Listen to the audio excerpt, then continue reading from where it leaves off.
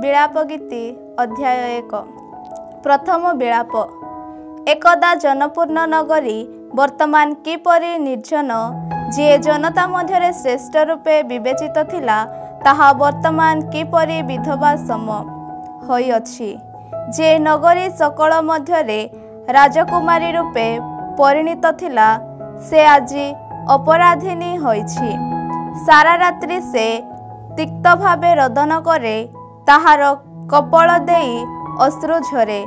ताहाकू आश्वस्त करिबा पाई ताहार प्रियतम मानक मध्यरे केही नाही। ताहार समस्त मित्र ताहाकू प्रवंचना करिअछंती, से माने ताहार शत्रु होइअछंती। जातना तथा कठोर दास्यवृत्ति सकाशे जुदा निर्वासित होइछि। कौनसी विश्राम स्थान न पाई से जातिगण मध्य बास करे। ताहार पश्चातापनकारी सकल ताहार क्लेश मध्य ताहाको अधिकार करिअछंती।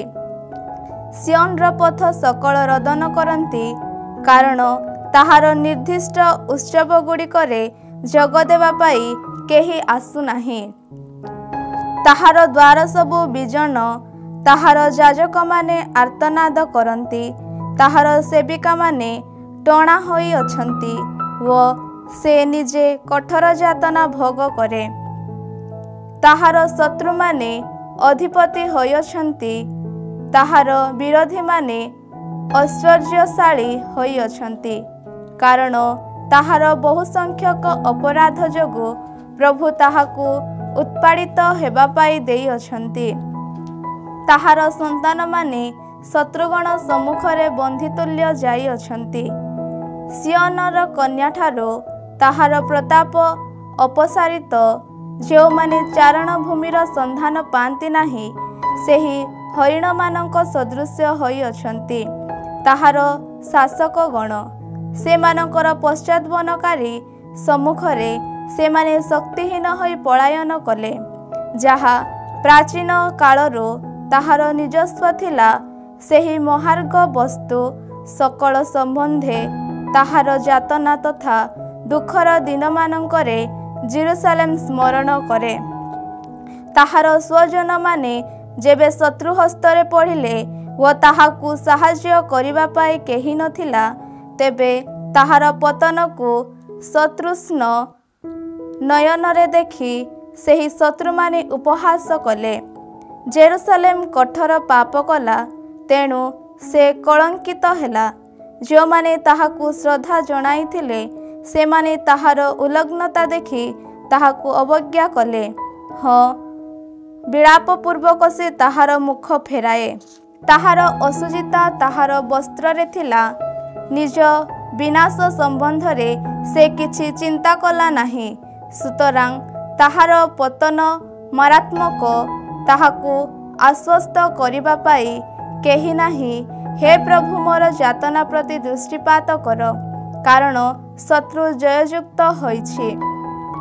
ताहार समस्त अमूल्य वस्तु उपरे शत्रु ताहार हस्त विस्तार करिअछि।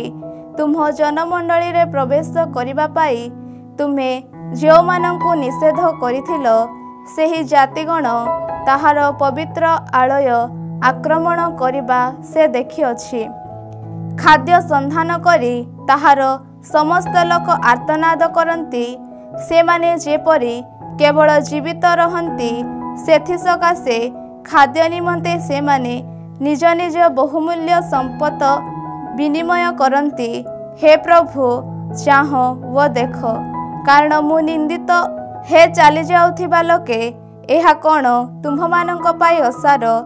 चाह व देख, जेउ दुख मो प्रति संघटित प्रभुंक उग्रकपर दिनरे प्रभु मते जेउ दुखरे प्रपीड़ित करिअछंती, सेहीपरि अन्य एक दुख अछि कि ऊर्ध्वरु से अग्नि पठाइले, मोर अस्थिपुंज मध्यको से ताहा अवतरण कराइले। मोर पाद निमंते से एक जाल विस्तार कले। से मते फेराइले, से मते आबेत अवस्थारे छाड़ी देले। मूर्छित होई मु दिन जाक पड़ी रहिली। मोर अपराध सकल एक ज्वाली रे बंधागला ତାହାଙ୍କ ହସ୍ତ ସେ ସବୁ ବାନ୍ଧିଲା। ସେ ସମସ୍ତ ମୋର ଗଳାରେ ରହିଲା। ସେ ମୋର ଶକ୍ତି ଖର୍ବ କଲେ। ଯେଉଁମାନଙ୍କୁ ମୁଁ ବିରୋଧ କରିପାରିବି ନାହିଁ, ସେମାନଙ୍କ ହସ୍ତରେ ପ୍ରଭୁ ମୋତେ ସମର୍ପଣ କଲେ। ମୋର ଚତୁଃପାର୍ଶ୍ୱସ୍ଥ ସମସ୍ତ ବୀରମାନଙ୍କୁ ପ୍ରଭୁ ଉପହାସ କଲେ। ମୋର ଯୁବକମାନଙ୍କୁ ବିଧ୍ୱସ୍ତ କରିବା ପାଇଁ ମୋ ବିରୁଦ୍ଧରେ ସେ ଏକ ସଭା ଡକାଇଲେ। ଦ୍ରାକ୍ଷା ପେଶା ଯନ୍ତ୍ରରେ ଯେପରି ଦ୍ରାକ୍ଷା ପେଶାଯାଏ, ସେହିପରି ପ୍ରଭୁ ଯୁଦାର କୁମାରୀ କନ୍ୟାକୁ ପାଦରେ ଦଳିଲେ।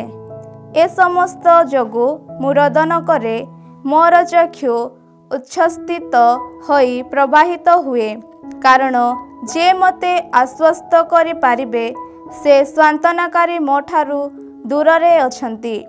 ଯେହେତୁ ଶତ୍ରୁ ଜୟଯୁକ୍ତ ହୋଇଛି, ସେହେତୁ ମୋର ସନ୍ତାନମାନେ ଅନାଥ ହୋଇଅଛନ୍ତି। ସିୟନ ତାହାର ହସ୍ତ ବିସ୍ତାର କରେ, କିନ୍ତୁ ତାହାକୁ ଆଶ୍ୱସ୍ତ କରିବା ପାଇଁ କେହି ନାହିଁ। ଯାକୋବଙ୍କ ପ୍ରତିବାସୀମାନେ ଯେପରି ତାଙ୍କର ଶତ୍ରୁ ହୁଅନ୍ତି, ତନ୍ନିମନ୍ତେ ପ୍ରଭୁ ଆଦେଶ ଦେଇଅଛନ୍ତି। ଜେରୁସାଲେମ ସେମାନଙ୍କ ମଧ୍ୟରେ କଳୁଷିତ। ନ୍ୟାୟସଙ୍ଗତ ଭାବେ ପ୍ରଭୁ ଆଚରଣ କରିଅଛନ୍ତି, କାରଣ ତାହାଙ୍କ ଆଦେଶ ବିରୁଦ୍ଧରେ ମୁଁ ବିଦ୍ରୋହ କରିଅଛି। ତଥାପି ହେ ସମସ୍ତ ଜନତା, ଶୁଣ, ମୋର ଯାତନା ପ୍ରତି ଦୃଷ୍ଟିପାତ କର। ମୋର ଯୁବତୀ ତଥା ଯୁବାମାନେ ନିର୍ବାସିତ। ମୋର ପ୍ରିୟତମମାନଙ୍କୁ ମୁଁ ଡାକିଲି, କିନ୍ତୁ ସେମାନେ ମୋତେ ପ୍ରବଞ୍ଚନା କଲେ। ଜୀବିତ ରହିବା ପାଇଁ ଯେବେ ମୋର ଯାଜକଗଣ ତଥା ବୟୋଜ୍ୟେଷ୍ଠମାନେ ଖାଦ୍ୟ ସନ୍ଧାନ କରନ୍ତି, ତେବେ ସେମାନେ ନଗରୀ ମଧ୍ୟରେ ବିନାଶ ହେଲେ। ହେ ପ୍ରଭୁ, ନିରୀକ୍ଷଣ କର, ମୁଁ ଦୁଃଖରେ ଅଭିଭୂତ, ମୋର ଆତ୍ମା କମ୍ପିତ ହୁଏ। ମୋର ହୃଦୟ ମୋ ଅନ୍ତରରେ ବ୍ୟଥିତ ହୁଏ, କାରଣ ମୁଁ ଅତ୍ୟଧିକ ବିଦ୍ରୋହ କରିଅଛି। ନଗରୀ ରାସ୍ତାରେ ଖଡ଼୍ଗ ବିୟୋଗ ଦୁଃଖ ଢାଳି ଦିଏ। ଗୃହ ଭିତରେ ଏହା ମୃତ୍ୟୁ ସଦୃଶ୍ୟ ହୋଇଛି। ମୋର ଆର୍ତ୍ତନାଦ ଶୁଣ, ମୋତେ ଆଶ୍ୱସ୍ତ କରିବା ପାଇଁ କେହି ନାହିଁ। ମୋର ଶତ୍ରୁମାନେ ମୋର କ୍ଲେଶ ସମ୍ବନ୍ଧରେ ଶୁଣିବାକୁ ପାଇଅଛନ୍ତି। ଯେହେତୁ ତୁମେ ଏ ସମସ୍ତ ଘଟାଇଅଛ, ସେହେତୁ ସେମାନେ ଆନନ୍ଦିତ। ତୁମ ଦ୍ୱାରା ଘୋଷିତ ସେହିଦିନ ସନ୍ନିକଟ ହେଉ, ସେମାନେ ମଧ୍ୟ ମୋ ସଦୃଶ୍ୟ ହୁଅନ୍ତି। ସେମାନଙ୍କ ଦୁଷ୍କର୍ମ ସକଳ ତୁମ ସନ୍ନିଧାନରେ ବିଦ୍ୟମାନ ହେଉ। ମୋର ସମସ୍ତ ଅପରାଧ ଯୋଗୁଁ ଯେଉଁପରି ମୋ ପ୍ରତି କରିଅଛ, ସେହିପରି ସେମାନଙ୍କ ପ୍ରତି ମଧ୍ୟ କର। କାରଣ ଅତ୍ୟଧିକ ଆର୍ତ୍ତନାଦ ପୂର୍ବକ ମୁଁ କ୍ରନ୍ଦନ କରେ, ମୋର ହୃଦୟ ମୂର୍ଚ୍ଛିତ ହେଉଅଛି। ବିଳାପ 2 ଅଧ୍ୟାୟ। ଦ୍ୱିତୀୟ ବିଳାପ। ଦେଖ, ପ୍ରଭୁଙ୍କ କ୍ରୋଧ ଯୋଗୁଁ ସିୟନ କନ୍ୟାକୁ ସେ ମେଘାଚ୍ଛାଦିତ କରିଅଛନ୍ତି। ଇସ୍ରାଏଲର ମହାତ୍ମାକୁ ସେ ଆକାଶରୁ ପୃଥିବୀ ଉପରକୁ ନିକ୍ଷେପ କରିଅଛନ୍ତି। ତାହାଙ୍କ କୋପର ଦିନରେ ସେ ତାହାଙ୍କ ପାଦପୀଠକୁ ସ୍ମରଣ କଲେ ନାହିଁ। ଯାକୋବଙ୍କ ସମସ୍ତ ବସତି ସ୍ଥାନ ପ୍ରଭୁ ନିର୍ଦ୍ଦୟ ଭାବେ ବିନାଶ କରିଅଛନ୍ତି। ତାହାଙ୍କ କ୍ରୋଧରେ ଯୁଦା କନ୍ୟାର ଦୁର୍ଗସମୂହ ସେ ବିଧ୍ୱସ୍ତ କରିଅଛନ୍ତି। ରାଜ୍ୟ ତଥା ତାହାର ଶାସକମାନଙ୍କୁ ସେ ଅପମାନରେ ଭୂପତିତ କରିଅଛନ୍ତି। ତାହାଙ୍କ ଉଗ୍ରକୋପ ଯୋଗୁଁ ଇସ୍ରାଏଲର ସର୍ବଶକ୍ତିକୁ ସେ ଖଣ୍ଡନ କରିଅଛନ୍ତି। ଶତ୍ରୁମାନଙ୍କ ସମ୍ମୁଖରେ ସେ ତାହାଙ୍କ ଦକ୍ଷିଣ ହସ୍ତ ସେମାନଙ୍କଠାରୁ ପ୍ରତ୍ୟାହୃତ କରିଅଛନ୍ତି। ଯାକୋବଙ୍କ ମଧ୍ୟରେ ସବୁକିଛି ଅଗ୍ନି ସଦୃଶ୍ୟ ସେ ପ୍ରଜ୍ୱଳିତ କରିଅଛନ୍ତି। ଜଣେ ଶତ୍ରୁ ସଦୃଶ୍ୟ ସେ ତାହାଙ୍କ ଧନୁରଜୁ ଟାଣିଲେ। ଏକ ବିରୋଧୀ ସଦୃଶ୍ୟ ଦକ୍ଷିଣ ହସ୍ତ ଉଠାଇ ସେ ଠିଆ ହେଲେ। ସିୟନ କନ୍ୟାର ଶିବିର ମଧ୍ୟରେ ଆମର ଦୃଷ୍ଟିରେ ସମସ୍ତ ଗାରିମା ସେ ବିନଷ୍ଟ କଲେ। ତାହାଙ୍କ କ୍ରୋଧ ଅଗ୍ନି ସଦୃଶ୍ୟ ସେ ଢାଳି ଦେଲେ। ଜଣେ ଶତ୍ରୁରେ ପ୍ରଭୁ ପରିଣତ ହୋଇଅଛନ୍ତି। ସେ ଇସ୍ରାଏଲକୁ ବିନାଶ କଲେ। ତାହାର ପ୍ରାସାଦ ସକଳ ସେ ବିନଷ୍ଟ କଲେ। ତାହାର सुदृढ़ दुर्गगुड़िकु से ध्वंस स्तूपरे परिणत कले। जुदा कन्यार रोदन तथा क्रंदन जेपरि बढ़े सेथि सकाशे से सुजोग सृष्टि कले। उद्यान कुटीर सदृश्य से ताहांको शिविर विध्वस्त करिअछन्ति। निर्दिष्ट उत्सव समूह जेउठारे पालित हुए से स्थान को से ध्वंस स्तूप करिअछन्ति। सियनर निर्दिष्ट उत्सव तथा साबतर परिसमाप्ति प्रभु घटाई अछन्ति व ताहांको उग्रकोप जोगु राजा व याजक उभयंको विद्वेष करिअछन्ति। ताहांको बलिपीठ को प्रभु अवमानना कले। ताहांको पवित्र आलय को से अस्वीकार कले।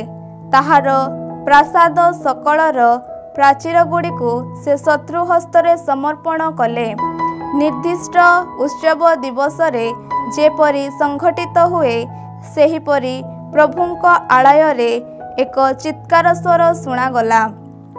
सियन कन्यार प्राचीर को विनाश करिबा पाई प्रभु स्थिर कले। से ताहाको मापरज द्वारा चिन्हित कले। ताहाको विनाश करिबा उद्यमरु से ताहांको हस्त नियंत्रण कले नाही। उभय दुर्ग तथा प्राचीर जेपरि विलाप करती सेथिपाई से सुजोग देले। दुईटी जाक एकत्र विध्वस्त हेले। ताहार द्वार सकल धूलिरे निमग्न हेला। ताहार अर्गल गुड़ी को विध्वस्त करी से विनाश कले। ताहार राजा व शासक माने जातिगण मध्यरे बास करती। विधि विधान आ रहु नाही। ताहार प्रवक्ता माने प्रभुंक ठारू कौनसी दर्शन पाउ नाहांती। वीरर होई सियन कन्यार वयोज्येष्ठ माने भूस्थान रे बसंती। निज निज मस्तक उपरे सेमाने धूली बिंछिले। सेमाने चटवस्त्र परिहित हेले। भूतल पर्यंत जेरुसालेम रो कन्या माने सेमानंक मस्तक नुआइले। रोदन रे मोर चक्षु क्षय प्राप्त। मोर आत्मा व्यथाक्रांत। मोर स्वजन मानंक कन्यार विनाश जोगु मोर यकृत भूस्थान रे अजाड़ी होई पड़िछि। बालक बालिका व शिशु माने नगरी रास्तारे मूर्छित होई पड़ती। क्षत विक्षत लोकमानंक सदृश्य मूर्छित होई जेबे सेमाने नगरी रास्तारे पड़ती। मातृकଳରେ बसी जेबे सेमानंको स्वजीवन ढाली दियंती तेबे सेमाने क्रंदन करी सेमानंको मातामानंको पचारंती रुटी तथा द्राक्षारस काहे। हे जेरुसालेम कन्या तुम सकाशे मु कौन कहि पारिबी। मु तुमको काहा सहित तुलना करिबी। हे सियन रो कुमारी कन्या मु जेपरि तुमको आश्वस्त करे तो निमंते मु तुमको काहा सहित तुलना करिबी। कारण तुमर विनाश समुद्र सदृश्य विशाल। के तुमको पुनरुद्धार करि पारिबो। तुम प्रवक्ता माने तुम पाई कपट तथा प्रवंचनात्मक दर्शन देखि अछंती।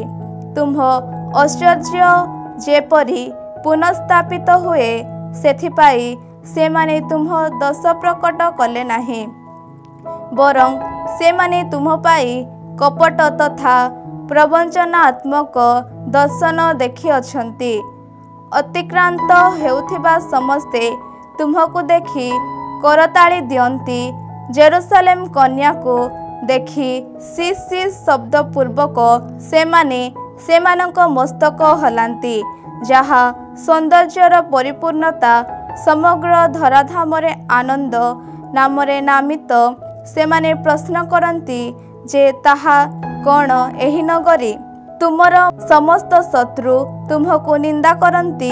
सी सी शब्द करी सेमाने दंत कड़मड़ करती। सेमाने चित्कार करती आम्भे ताहाको विनाश करिअछु। हाँ आशापूर्वक आमे अपेक्षा करिथिबा दिन एहा अटे। ताहा वर्तमान उपस्थित आमे ताहा देखिअछु। प्रभु ताहांको लक्ष्य पूरण करिअछंती। ताहांको धमक से कार्यकारी करिअछंती। ପୂର୍ବରୁ ଯେଉଁପରି ନିରୂପିତ ତଦନୁଯାୟୀ ନିର୍ଦ୍ଦୟ ହୋଇ ସେ ବିନାଶ କରିଅଛନ୍ତି। ତୁମ ଉପରେ ଆନନ୍ଦ କରିବା ପାଇଁ ତୁମ ଶତ୍ରୁମାନଙ୍କୁ ସେ ସୁଯୋଗ ଦେଇଅଛନ୍ତି। ତୁମ ବିରୋଧୀମାନଙ୍କ ଶକ୍ତିକୁ ସେ ଉନ୍ନୀତ କରିଅଛନ୍ତି। ହେ ସିୟନ କନ୍ୟା, ଉଚ୍ଚ ସ୍ୱରରେ ପ୍ରଭୁଙ୍କ ନିବେଦନ କର। ଏକ ମହାପ୍ରବାହ ସଦୃଶ୍ୟ ଦିବାରାତ୍ର ଅଶ୍ରୁ ପ୍ରବାହିତ ହେଉ। ବିଶ୍ରାମ ନିଅ ନାହିଁ, ତୁମ ଚକ୍ଷୁ ବିଶ୍ରାମ ନ ପାଉ। ରାତ୍ରିର ପ୍ରହର ଆରମ୍ଭରେ ଉଠି ଉଚ୍ଚ ସ୍ୱରରେ ନିବେଦନ କର। ପ୍ରଭୁଙ୍କ ସନ୍ନିଧାନରେ ତୁମ ହୃଦୟ ଜଳ ସଦୃଶ୍ୟ ଢାଳି ଦିଅ। ରାସ୍ତାର ଛକ ସ୍ଥାନମାନଙ୍କରେ କ୍ଷୁଧାର୍ଥ ହୋଇ ମୂର୍ଚ୍ଛିତ ହେଉଥିବା ତୁମ ସନ୍ତାନମାନଙ୍କ ଜୀବନ ସକାଶେ ତାହାଙ୍କ ସନ୍ନିଧାନରେ ତୁମ ହସ୍ତ ଉଠାଅ। ହେ ପ୍ରଭୁ, ନିରୀକ୍ଷଣ କରି ଦେଖ, କାହା ପ୍ରତି ତୁମେ ଏପରି ଆଚରଣ କରିଅଛ। ଯେଉଁ ଶିଶୁମାନଙ୍କୁ ନାରୀମାନେ ସସ୍ନେହେ ଲାଳନ ପାଳନ କରନ୍ତି, ସେହି ଶିଶୁମାନଙ୍କୁ କ'ଣ ସେମାନେ ଆହୁରି କରିବା ଉଚିତ? ପ୍ରଭୁଙ୍କ ପବିତ୍ରାଳୟରେ ଯାଜକ ଓ ପ୍ରବକ୍ତା ନିହତ ହେବା କ'ଣ ଆବଶ୍ୟକ? ଯୁବା ଓ ବୃଦ୍ଧମାନେ ନଗରୀ ରାସ୍ତାରେ ଧୂଳିରେ ପଡ଼ିଅଛନ୍ତି। ମୋର କନ୍ୟା ଓ ଯୁବକମାନେ ଖଡ଼୍ଗ ଦ୍ୱାରା ନିପତିତ ହୋଇଅଛନ୍ତି। ତୁମ କ୍ରୋଧର ଦିନରେ ତୁମେ ସେମାନଙ୍କୁ ନିଧନ କରିଅଛ। ନିର୍ଦ୍ଦୟ ପୂର୍ବକ ତୁମେ ସେମାନଙ୍କୁ ବଧ କରିଅଛ। ନିର୍ଦ୍ଦିଷ୍ଟ ଉତ୍ସବର ଦିବସ ସକାଶେ ଯେଉଁପରି ନିମନ୍ତ୍ରଣ କରାଯାଏ, ମୋର ଚତୁଃପାର୍ଶ୍ୱରେ ତୁମେ ସେହିପରି ଆତଙ୍କକୁ ଡକାଇଅଛ। ପ୍ରଭୁଙ୍କ କ୍ରୋଧର ଦିବସରେ କେହି ରକ୍ଷା ପାଇଲା ନାହିଁ କିମ୍ବା ଅବଶିଷ୍ଟ ରହିଲା ନାହିଁ। ଯେଉଁମାନଙ୍କୁ ମୁଁ ଲାଳନ ପାଳନ କରିଥିଲି, ସେମାନଙ୍କୁ ମୋର ଶତ୍ରୁ ନିଧନ କଲା। ବିଳାପ ଗୀତି 3 ଅଧ୍ୟାୟ। ତୃତୀୟ ବିଳାପ। ତାହାଙ୍କ କ୍ରୋଧର ଦଣ୍ଡ ଦ୍ୱାରା ଆହତ ହୋଇ ଯେ କ୍ଲେଶ ଅନୁଭବ କରେ, ମୁଁ ଅଟେ ସେ ମନୁଷ୍ୟ। ଆଲୋକକୁ ନୁହେଁ, ବରଂ ଅନ୍ଧକାର ମଧ୍ୟକୁ ତଡ଼ି ଦେଇ ସେ ମୋତେ ଆଣିଅଛନ୍ତି। ତାହାଙ୍କର ହସ୍ତ ଦିନ ତମାମ ବାରମ୍ବାର ମୋ ବିପକ୍ଷରେ ପତିତ ହୁଏ। ମୋର ମାଂସ ତଥା ଚର୍ମ ଜୀର୍ଣ୍ଣ ହେବାକୁ ସେ ଦେଇଅଛନ୍ତି ଓ ମୋର ଅସ୍ଥି ସକଳ ଭଗ୍ନ କରିଅଛନ୍ତି। ସେ ମୋତେ ଅବରୁଦ୍ଧ କରିଅଛନ୍ତି। ଯାତନା ତଥା କ୍ଲେଶ ଦ୍ୱାରା ସେ ମୋତେ ପରିବେଷ୍ଟିତ କରିଅଛନ୍ତି। ବହୁ ପୂର୍ବରେ ମୃତ ହୋଇଥିବା ଲୋକ ସଦୃଶ୍ୟ ସେ ମୋତେ ଅନ୍ଧକାର ମଧ୍ୟରେ ବାସ କରାଇଲେ। ମୁଁ ରକ୍ଷା ପାଇ ନ ପାରିବା ସକାଶେ ମୋ ଚତୁଃପାର୍ଶ୍ୱରେ ସେ ଏକ ପ୍ରାଚୀର ନିର୍ମାଣ କଲେ। ଏକ ଦୁର୍ବହ ଶୃଙ୍ଖଳରେ ସେ ମୋତେ ଆବଦ୍ଧ କରିଅଛନ୍ତି। ସାହାଯ୍ୟ ପାଇ ଯଦିଓ ମୁଁ କ୍ରନ୍ଦନପୂର୍ବକ ନିବେଦନ କରେ, ତଥାପି ସେ ମୋର ପ୍ରାର୍ଥନା ପ୍ରତି କର୍ଣ୍ଣପାତ କରନ୍ତି ନାହିଁ। ଖୋଦିତ ପଥର ଦ୍ୱାରା ସେ ମୋର ପଥ ବନ୍ଦ କଲେ। ସେ ମୋ ମାର୍ଗଗୁଡ଼ିକୁ ବକ୍ର କଲେ। ଛକି ବସୁଥିବା ଭଲ୍ଲୁକ ସଦୃଶ୍ୟ ଓ ଲୁଚି ବସୁଥିବା ସିଂହ ସଦୃଶ ସେ ମୋ ପ୍ରତି ହୋଇଅଛନ୍ତି। ପଥଭ୍ରଷ୍ଟ କରି ସେ ମୋତେ ଖଣ୍ଡ ବିଖଣ୍ଡ କଲେ। ସେ ମୋତେ ଏକାକୀ ଛାଡ଼ିଦେଲେ। ତାହାଙ୍କ ଧନୁରଜୁ ଟାଣି ସରକ୍ଷେପର ଏକ ଲକ୍ଷ୍ୟରେ ସେ ମୋତେ ପରିଣତ କଲେ। ହେ ତାହାଙ୍କ ସର କସର ତୀର ସକଳକୁ ସେ ମୋର ହୃଦୟ ଆଡ଼େ ମାରିଲେ। ମୁଁ ଜାତି ସମୂହର ଉପହାସ ପାତ୍ର ହେଲି। ଦିନସାରା ମୋତେ ପରିହାସ କରି ସେମାନେ ଗାନ କରନ୍ତି। ସେ ମୋତେ ତିକ୍ତତାରେ ଭରିଦେଲେ। ନିମ୍ବଫଳ ଦ୍ୱାରା ସେ ମୋତେ ପରିତୃପ୍ତ କଲେ। କଙ୍କର ଚୋବାଇ ମୋର ଦନ୍ତ ଚୂର୍ଣ୍ଣ ହେବା ସକାଶେ ସେ ମୋତେ ଅନୁମତି ଦେଲେ। ସେ ମୋତେ ଭସ୍ମରେ ନିମଗ୍ନ କଲେ। ମୋର ଆତ୍ମା ଶାନ୍ତିରୁ ବଞ୍ଚିତ। ଆନନ୍ଦ ଯେ କ'ଣ, ଏହା ମୁଁ ପାସୋରି ଯାଉଛି। ସୁତରାଂ ମୁଁ କହିଲି, ମୋର ଶକ୍ତି ମୋ ଠାରୁ ଅପସାରିତ ଓ ପ୍ରଭୁଙ୍କଠାରୁ ମୋର ପ୍ରତ୍ୟାଶା ବିଲୁପ୍ତ। ମୋର ଯାତନା, ତିକ୍ତତା, ନିମ୍ବଫଳ ପିତ୍ତ स्मरण कर। से संबंधरे अनवरत चिंता करी मोर आत्मा अवनमित हुए। किंतु गोटे विषय मु स्मरण करे व सेथि निमंते मोर प्रत्याशा अछि। प्रभुंकर निरंतर स्नेह स्थगित हुए नाही, ताहांको करुणार परिसमाप्ति कदापि हुए नाही। प्रति प्रभातरे ताहा नूतन भावे दृश्यमान हुए। तुम्हारी विश्वस्तता महनत। मोर आत्मा कहे प्रभु मोर अंश विशेष, सुतरां मोर भरोसा ताहांको ठारे स्थापित। जो माने ताहांको प्रति अपेक्षा करंती व जो माने ताहांकर संधान करंती सेमानंक प्रति से उत्तम। प्रभुंकर परित्राण पाई प्रशांत भावे अपेक्षा करिबा उत्तम। निज यौवन कालरे ज्वाली बहन करिबा जणे मनुष्य प्रति उत्तम। से जेबे ताहा तांको उपरे रखिबे तेबे से एकाकी नीरव रहु, निज मुख को से धूलिरे निमग्न करू। हुए तो प्रत्याशार सुजोग आहुरी अछि। प्रहारक को से निज गाल देखाओ, से निज को अपमान रे भरी देउ। कारण चिरकाल पाई प्रभु कौनसी लोक को उपेक्षा करिबे नाही, बरं जदिव से तांको दुख प्रपीड़ित करियछंती तथापि ताहांको निरंतर स्नेहर प्राचुर्यता जोगु से करुणा प्रदर्शन करिबे। कारण मनुष्य पुत्र मानंको स्व इच्छारे से निर्यातित किंबा दुखित करू नाहंती। पृथ्वीर कारावासी मानंको पदतलित करिबा परात्परंक सन्निधान रे मनुष्यर अधिकार को निषेध करिबा व मनुष्य उद्देश्य रे न्याय विचार ध्वंस करिबा विषय प्रभु केबे अंगीकार करंती नाही। प्रभु जदि निर्देश न दियंती तेबे एपरि किए अछि जहांकर आदेश अनुसायी कौनसी विषय कार्यकारी होइअछि। मंगल तथा अमंगलर आगमन कौन परात्परंक मुखरु हुए नाही। कौनसी मनुष्य जे मनुष्य मात्र निजर पाप समूह प्रति प्राप्त शास्ति संबंधरे निज जीवन तमाम से काहीकि अभियोग करिब।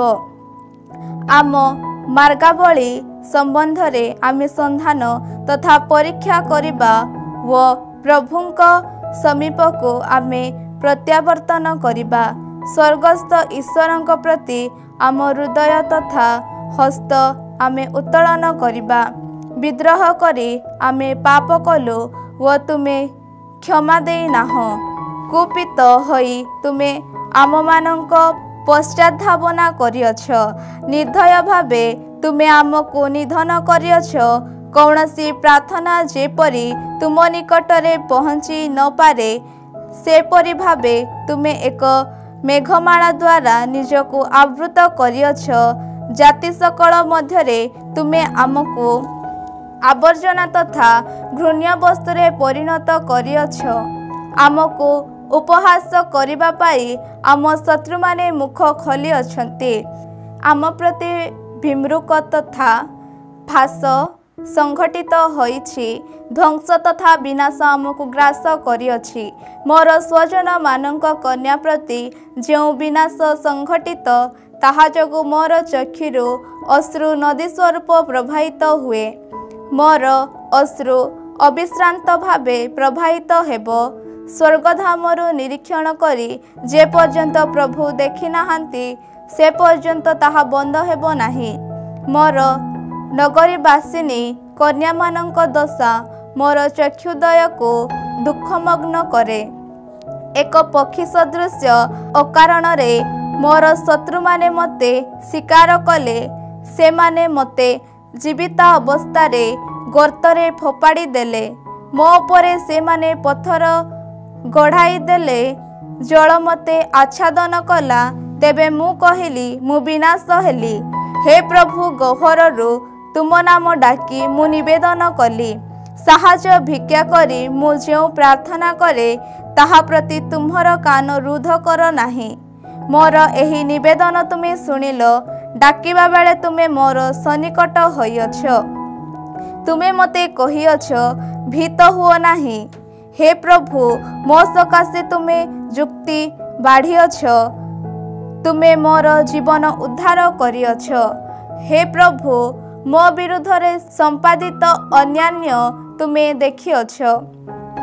मो सपक्षरे न्याय विचार करिब। सेमानंकर समस्त प्रतिशोध व मो विरुद्धरे सेमानंक द्वारा आयोजित समस्त षड्यंत्र तुमे देखिअछ। हे प्रभु सेमानंक समस्त उपहास व मो विरुद्धरे सेमानंक द्वारा आयोजित समस्त चक्रांत संबंधरे तुमे शुणिअछ। जो माने मते आक्रमण करती सेमानंक कथा तथा आलोचना दिन तमाम मोर विपक्ष। सेमानंक बसिबा तथा उठिबाकू निरीक्षण कर मो अटे सेमानंक परिहासर गान। हे प्रभु सेमानंक हस्तकृत कर्मावली अनुरूप प्रतिफल सेमानंकु प्रदान कर। सेमानंक हृदय तुमे शिथिल कर। तुम अभिशाप सेमानंक उपरे पड़ू। हे प्रभु क्रोध सह सेमानंक पश्चातापन करी तुम आकाश तलु सेमानंकु विनाश कर।